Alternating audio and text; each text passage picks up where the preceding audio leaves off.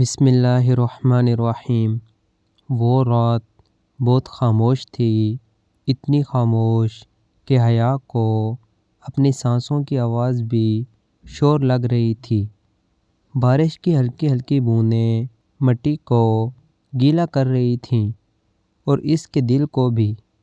وہ کمرے کے ایک کونے میں بیٹھی دیوار کو گھور رہی تھی، جہاں پرانی گھڑی کی سوئیاں چلتے چلتے جیسے اس کی زندگی کا مذاق اڑا رہی تھیں۔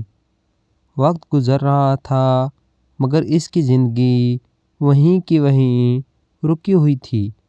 ایک ہی پیراگراف میں اگر اس کی پوری زندگی سمیٹ دی جائے تو بس اتنا کہا جا سکتا ہے کہ وہ ایک ایسی لڑکی تھی جس نے ہمیشہ دوسروں کے لیے جینا سیکھا، اپنے حصے کی خوشی کبھی مانگی ہی نہیں۔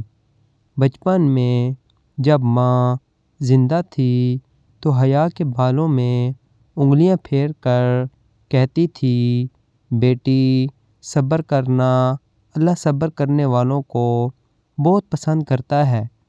مگر حیا کو کیا پتہ تھا کہ اس کی پوری زندگی ہی صبر کے نام ہو جائے گی۔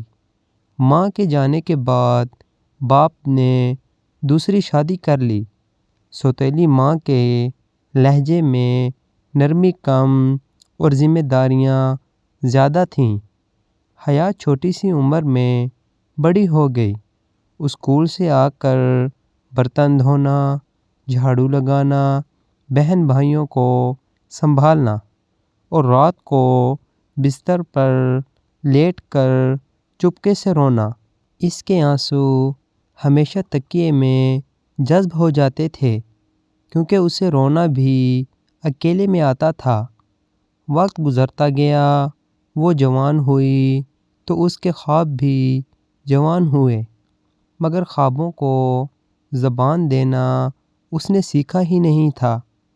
اس کے دل میں بھی خواہش تھی کہ کوئی اسے سمجھے، کوئی اس کے سر پر ہاتھ رکھ کر کہے کہ تم تھک گئی ہو، اب آرام کر لو، مگر اس کے نصیب میں بس یہ جملہ تھا کہ حیا تم ہی سمجھدار ہو، تم ہی برداشت کر لو۔ ایک دن اس کے باپ نے کہا کہ تمہارا رشتہ طے ہو گیا ہے۔ حیا نے کچھ نہیں پوچھا، نہ لڑکے کا نام، نہ شکل، نہ اس کی سوچ۔ اس نے بس سر ہلا دیا کیونکہ اس نے سیکھ لیا تھا کہ سوال کرنے والوں کو اکثر خاموش کرا دیا جاتا ہے۔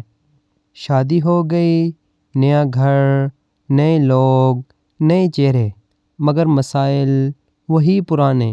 شوہر برا نہیں تھا مگر بے بس تھا۔ اسے حیا کی خاموشی نظر نہیں آتی تھی۔ وہ سمجھتا تھا کہ خاموش عورت مطمئن عورت ہوتی ہے۔ ساس کے طعنے، نند کی نظریں اور شوہر کی بے توجہی۔ حیا ہر رات جائے نماز پر بیٹھ کر اللہ سے ایک ہی بات کہتی تھی، یا اللہ مجھے مضبوط رکھنا، کیونکہ ٹوٹنے کی اجازت اسے کبھی ملی ہی نہیں تھی۔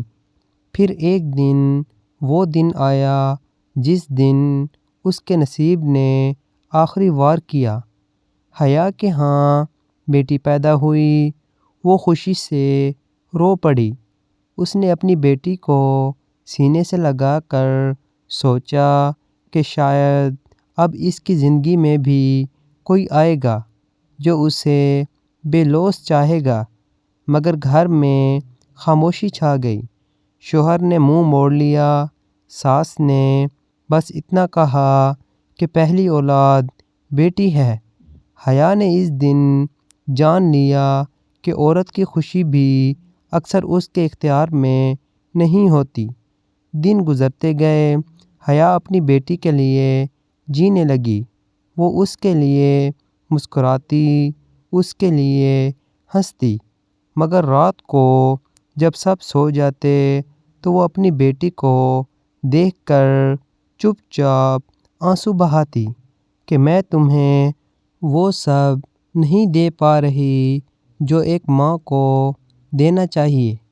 ایک رات بیٹی بخار میں تپ رہی تھی، شوہر شہر سے باہر تھا، پیسے ختم ہو چکے تھے۔ حیا نے ساس کے سامنے ہاتھ پھیلایا تو جواب ملا کہ فضول خرچی کی عادت ڈال لی ہے۔ اس رات حیا نے اپنی شادی کی چوڑیاں بیچ دیں۔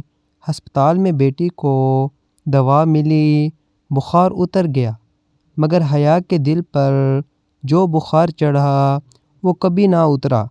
سالوں بعد وہ کمزور ہو گئی، خاموش، زرد چہرہ، آنکھوں میں تھکن۔ کسی نے کبھی نہیں پوچھا کہ تم کیسی ہو۔ ایک دن وہ سجدے میں گئی اور کافی دیر تک نہ اٹھی۔ بیٹی نے ہلایا تو وہ مسکرا دی، مگر اس مسکراہٹ میں زندگی نہیں تھی۔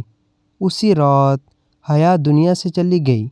جنازے میں لوگ کہہ رہے تھے بہت صابر عورت تھی، بہت اچھی تھی، مگر کسی نے یہ نہیں پوچھا کہ وہ اتنی خاموش کیوں تھی۔ اس کی بیٹی آج بھی بڑی ہو رہی ہے، ہر رات سونے سے پہلے اس تکیے کو سونگھتی ہے جہاں ماں کے آنسو کبھی جذب ہوا کرتے تھے، اور دل میں ایک سوال رکھتی ہے کہ اگر امی تھوڑی سی ضد کر لیتیں، تھوڑا سا بول لیتیں تو کیا وہ آج زندہ ہوتیں، یا شاید